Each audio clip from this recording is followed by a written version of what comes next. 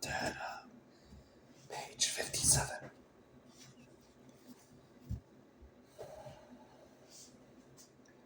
As he spoke, he drew his knife across the throats of the victims and laid them down, gasping and dying, upon the ground, for the knife had reft them of their strength.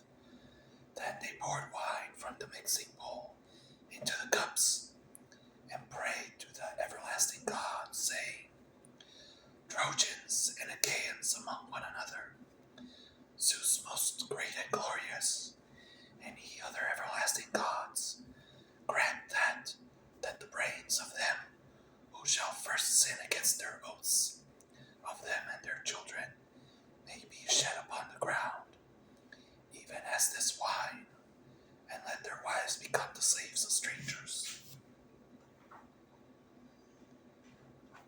Thus they prayed, but not as yet would Zeus grant them their prayer. Then Priam, descendant of Dardanus, spoke, saying, Hear me, Trojans and Achaeans.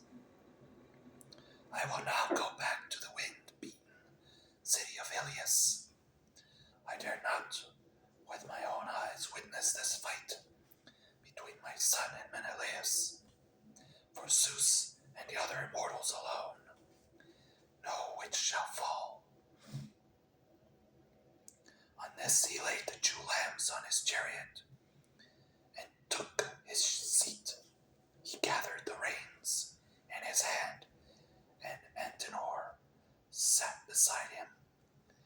The two then went back to Ilias. Hector and Odysseus measured the ground and cast lots from a helmet of bronze to see which should take aim first. Meanwhile, the two hosts lifted up their hands and prayed, saying, Father of Zeus, that rulest from Ida, most glorious in power, grant that he who first brought about this war between us may die and enter the house of Hades, while we others remain at peace and abide by our oaths. Great Hector now turned his head aside while he shook the helmet, and the lot of Paris flew out first. The others took their several stations, each by his horses, and the place where his arms were lying, while Alexandrus, husband of lovely Helen, put on his goodly armor. First he greaved his legs with greaves of good make and fitted with ankles clasped of silver.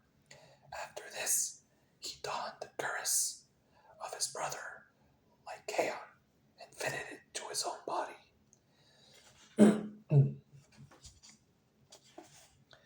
He hung his silver-studded sword of bronze about his shoulders, and then his mighty shield.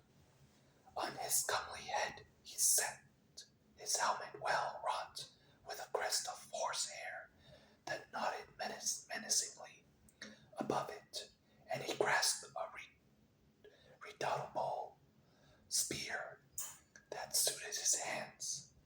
In like fashion, Menelaus also put on his armor. When they had thus armed, each amid his own people, they strode fierce of aspect into the open space, and both Trojans and Achaeans were struck with awe as they beheld them. They stood near one another on the measured ground, brandishing their spear, and each furious against the other.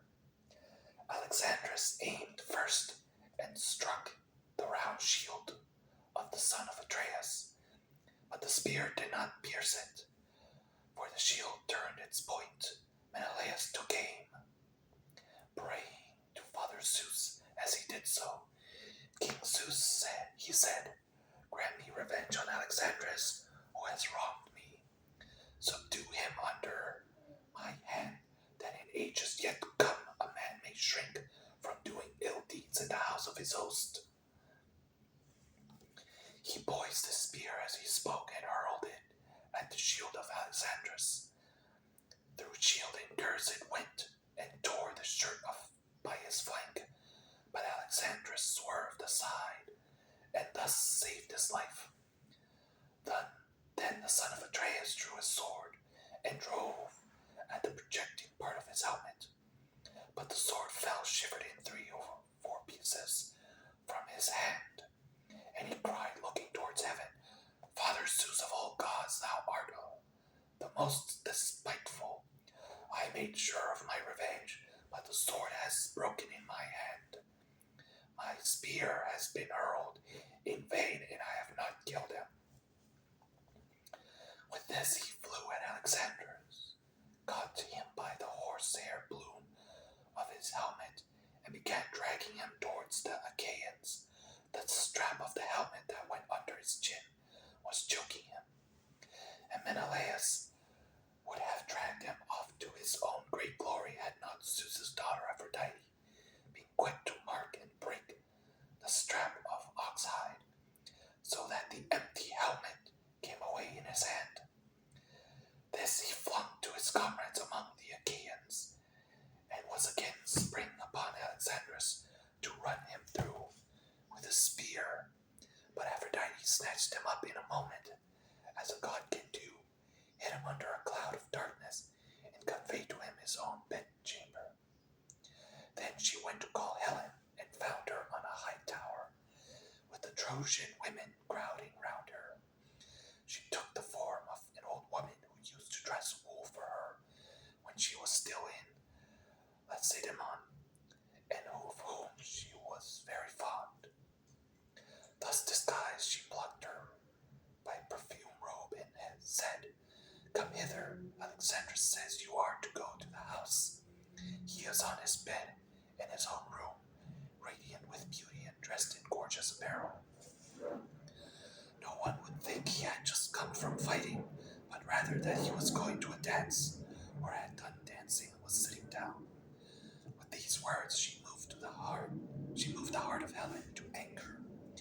When she marked the beautiful neck of the goddess, her lovely bosom, and sparkling eyes, she marveled at her and said, Goddess, why do you thus beguile me? Are you going to send me afield still further to some man whom you have taken up in Phrygia or fair Meonia? Menelaus has just vanished, Alexandrus, and is to take my hateful self back with him. You are here to betray me. Go sit with Alexandrus yourself. Henceforth be goddess no longer. Never let your feet carry you back to Olympus. Worry about him and look after him till he make you his wife, or for the matter of that, his slave. But me, I shall not go. I can garnish his bed no longer. I should be a byword among all the women of Troy. Besides, I have trouble on my mind. Aphrodite was very angry and said, Oh, bold hussy, do not provoke me. If you do, I shall leave you to your fate and hate you as much as I have loved you. I will stir up fierce hatred between Trojans and Achaeans, and you shall come to a bad end. At this, Helen was frightened. She wrapped her mantle about her and went in silence, following the goddess and unnoticed by the Trojan women. When they came to the house of Alexandrus, the maid servants set about their work, but Helen went into her own room, and the laughter-loving goddess took a seat and set it for her, facing Alexandrus. On this, Helen, daughter of Aeacus bearing Zeus, sat down with eyes askance, began to upbraid her husband. So you come from the fight, said she. Would that you had fallen rather by the hand of the brave man who was my husband. You used to brag that you were a better man with hands and spear than Menelaus.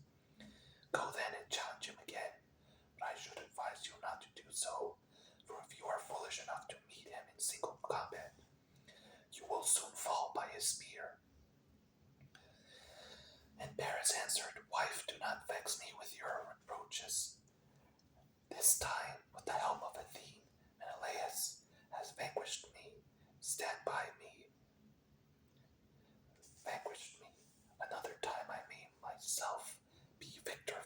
which you have gods that will stand by me. Come, let us lie down together and make friends. Never yet was I so passionately enamored of you at this moment, not even when I first carried you off from Lacedaemon and sailed away with you, not even when I had conversed with you upon the couch of love in this island of Grenade was I so enthralled by desire of you as now. On this, he led her towards the bed, and his wife went with him. Thus they laid themselves on the bed together. But the son of Atreus strode among the throng, looking everywhere for Alexandrus, and no man, neither of the Trojans nor of the allies, could find him. If they had seen him, they were in no mind to hide him, for they all of them hated him as they did death itself. Then Agamemnon, king of men, spoke, saying, Hear me, Trojans, Dardanians, and allies. The victory has been with Menelaus.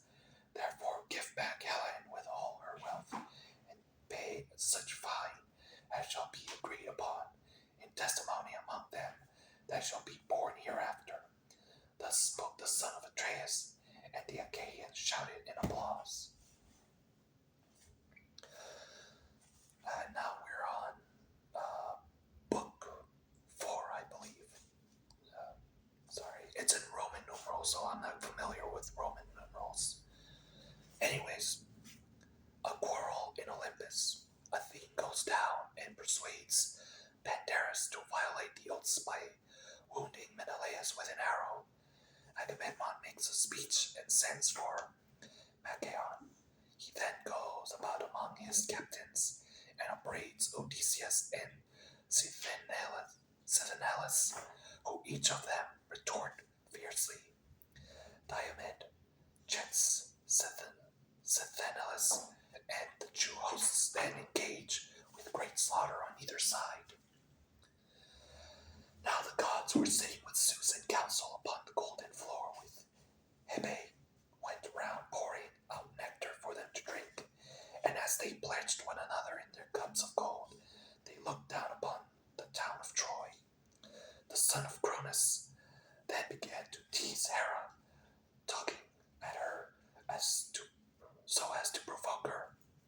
Menelaus said he has two good friends among the goddesses, Hera of Argos and Athene of Alelgomene, but they only sit still and look on, while Aphrodite keeps ever by Alexandrus' side to defend him in any danger. Indeed, she has just rescued him, and when he made sure that it was all over with him, for the victory really did lie with Menelaus. We must consider what we shall do about all this. Shall we set them fighting anew, or make peace between them? If you will agree to this, last Menelaus can take back Helen, and the city of Priam may remain still inhabited. Athene and Hera muttered their discontent as they sat side by side, hatching mischief for the Trojans. Athene scowled at her father, for she was in furious passion with him, and said nothing, but Hera could not contain herself. Dread son of Cronus, said she, what, pray, is the meaning of all this? Is my trouble, then, to go for nothing, and the sweat that I have sweated, to say nothing of my horses, while getting the people together against Priam and his children? Do as you will, but we other gods shall not, all of us, approve your counsel.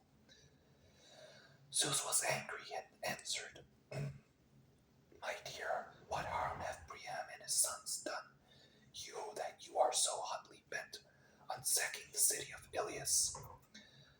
Will nothing do for you, but you must go within their walls and eat Priam raw, with his sons and all the other Trojans to boot. Have it your own way then, for I would not have this matter become a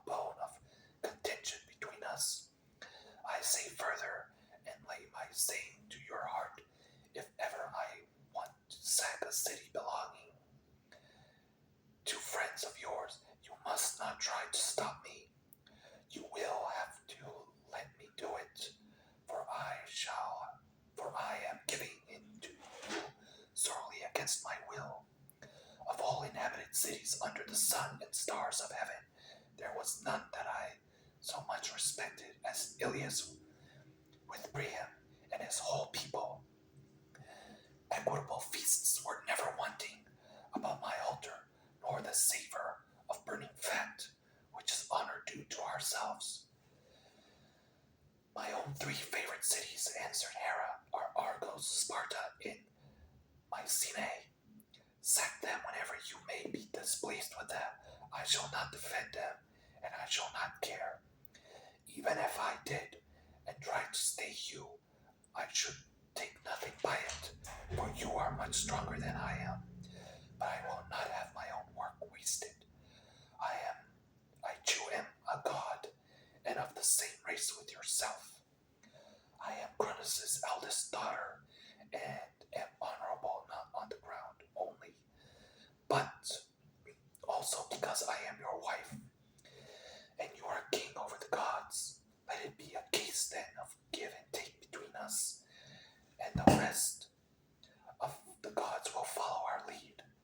Tell Athene to go and take part in the fight at once, and let her contrive that the Trojans shall be the first to break their oaths and set upon the Achaeans. The sire of gods and men heeded her words and said to Athene, Go at once into the Trojans and Achaeans hosts, and contrive that the Trojans shall be the first to break their oaths and set upon the Achaeans.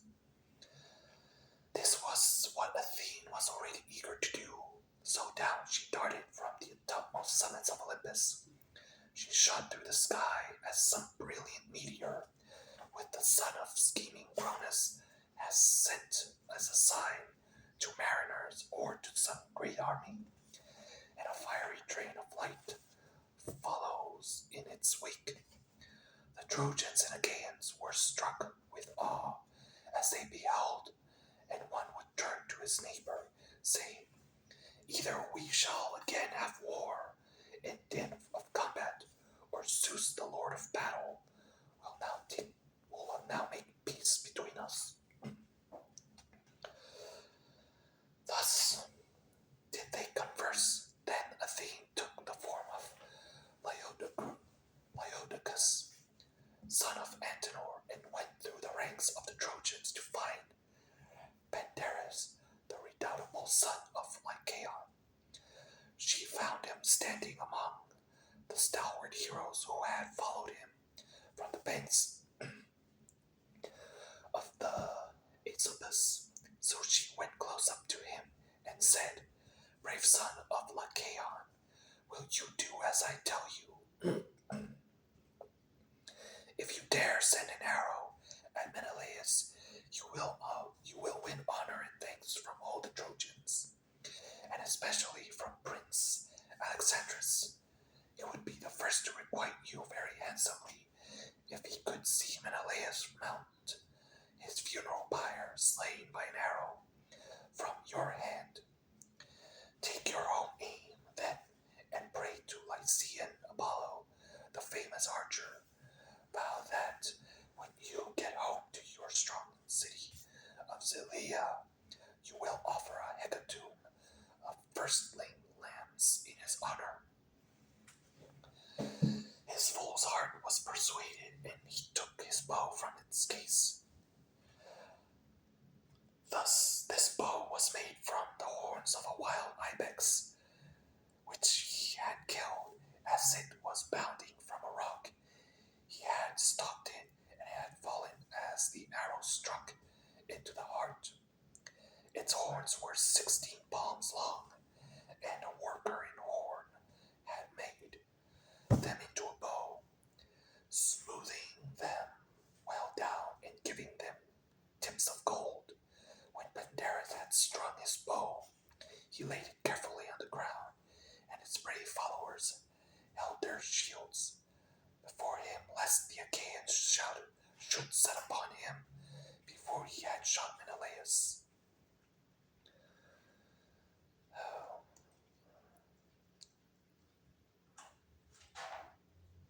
Then he opened the lid of his quiver and took out a winged arrow been shot, fraught with the pangs of death. He laid the arrow on the string and prayed to Lycian Apollo, the famous archer, vowing that when he got home to his strong city of Iliad, he would offer a hecatomb of firstling lambs in his honor. He laid the notch of the arrow on the ox-hide bowstring and drew both notch and string to his breast. Still the arrow head was near the bow. Then,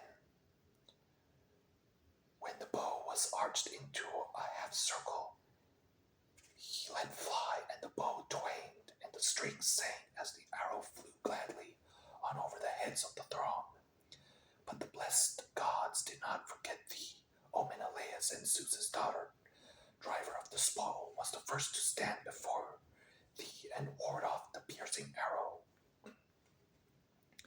She turned it from his skin as a mother whisks a fly from off her child. When it is sleeping sweetly, she guided it to the part where the golden buckles of the belt that passed over his double cuirass were fastened. So the arrow struck the belt that went tightly around him. It went right through this, and through the cuirass of cunning workmanship. It also pierced the belt beneath it, which he wore next his skin to keep out darts or arrows. It was this that served him in the best stead. Nevertheless, the arrow went through it and grazed the top of the skin, so that the blood began flowing from the wound. As when some woman of Meonia or Caria strains purple dye onto a piece of ivory that is to be the cheek piece of a horse and is to be laid up in the treasure house. Many a knight is fain to bear it, but the king keeps it as an ornament of which both horse and driver may be proud. Even so, O Menelaus, were your shapely thighs and your legs down to your fair ankles stained with blood.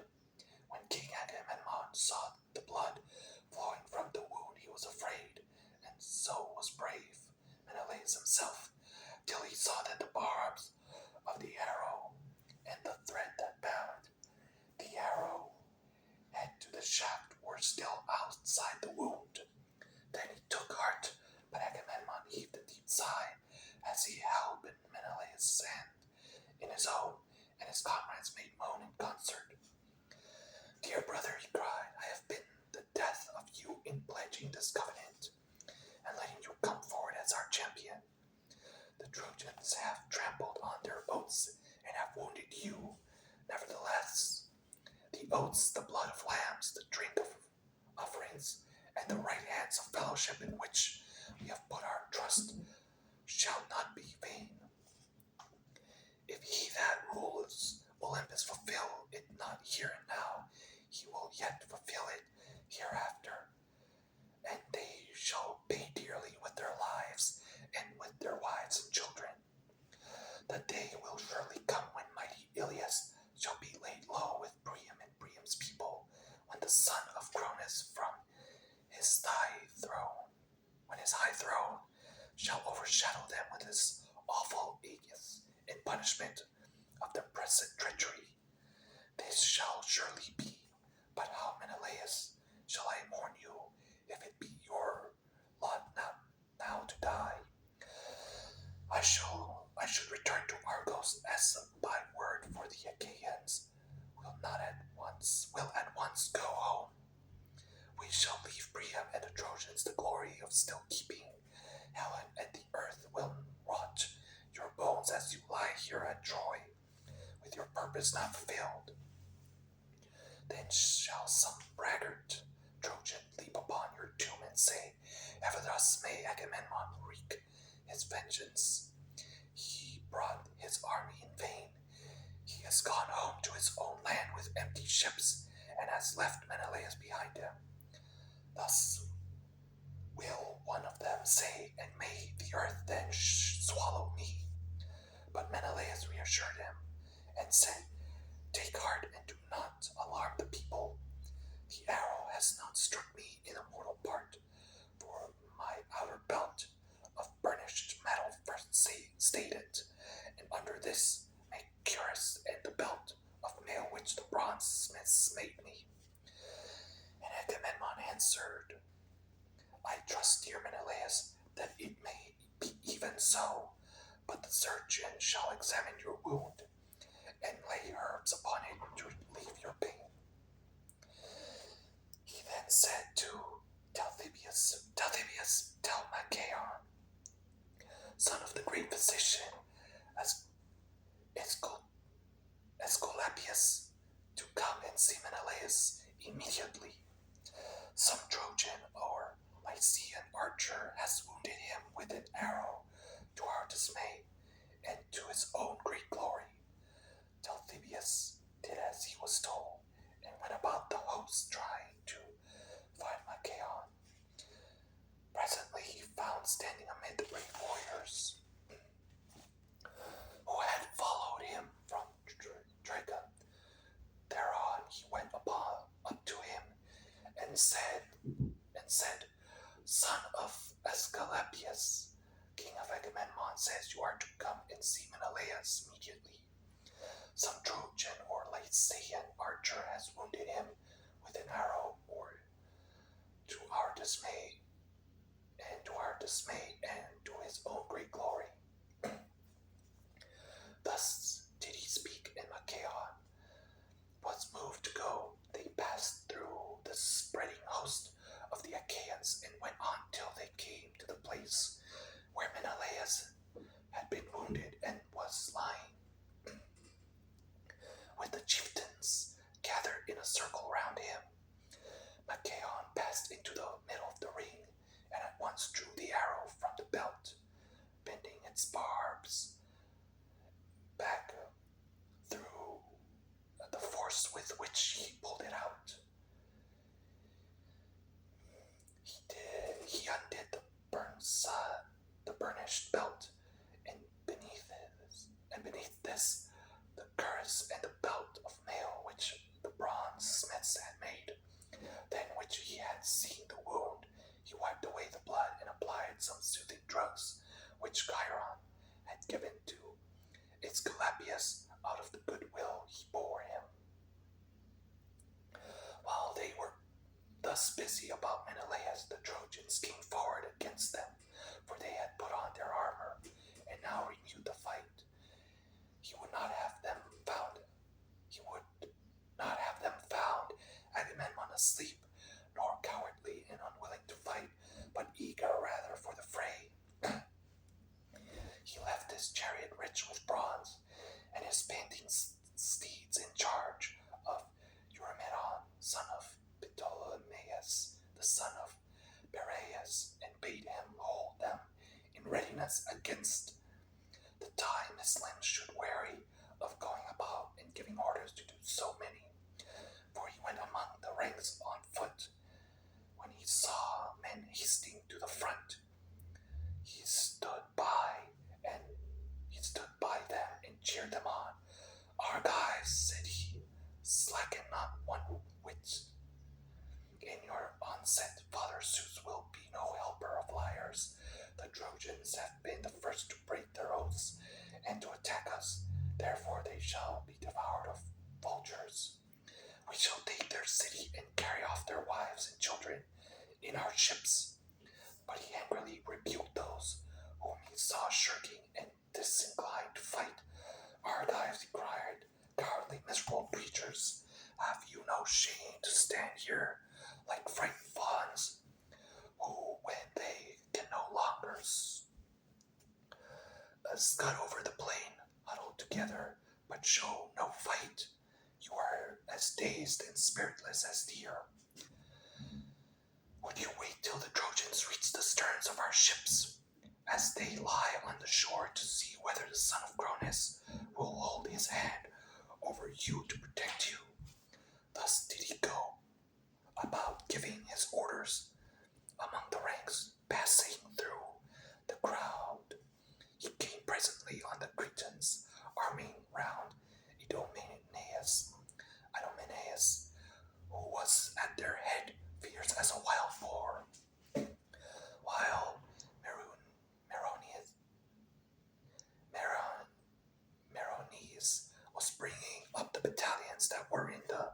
rear. Agamemnon was glad when he saw him and spoke him fairly. Idomeneus, said he, I treat you with great distinction than I do any others of the Achaeans. Whether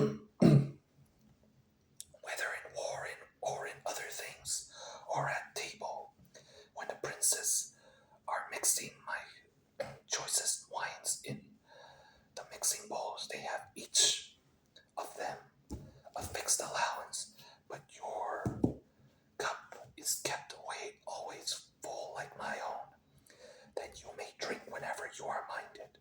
Go, therefore, into battle, and show yourself the man you have always been to be. Alright guys, I think I'm going to stop here at page 67. And if you enjoyed this video, please like and subscribe, and you have a good day.